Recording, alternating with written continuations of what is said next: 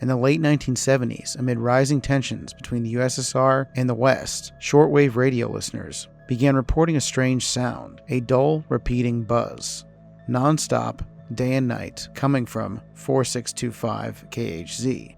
Occasionally the buzzing stopped. A Russian voice would read a string of numbers and names, then silence. Then the buzzing would return. For decades, this went on like clockwork. No one knew who was sending it or why. Then on June 5th, 2010, something changed. The buzzing stopped. For the radio community, this was huge. UVB-76 had been steady for decades. Had it been shut down? Was something wrong? Hours later, the signal returned, but it was different. Louder, distorted, and then something chilling. Footsteps, a door creaking, someone coughing. Then suddenly, the buzz resumed. It was the first time anyone realized this wasn't a mindless machine. There were people behind it. Using signal triangulation, a group of explorers traced the broadcast to a forest near a small town called Provorov. Hidden in the woods was an abandoned Soviet base.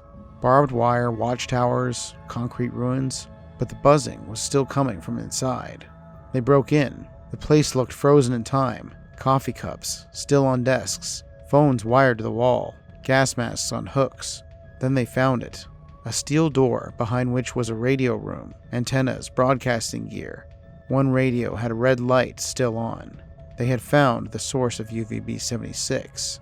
On a nearby desk was a sheet of paper, codes and names like those heard in the voice messages. But before they could examine it, they heard something else. Footsteps, heavy, getting closer. They ran. The footage from that day cuts off as the group flees, out a window and into the woods. They never returned, and shortly after their visit, UVB-76 moved.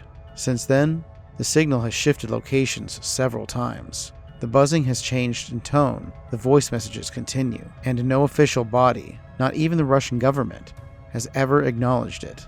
Some think it's a secret spy network. Others believe it's a dead man's switch tied to nuclear systems, or maybe it's just psychological warfare.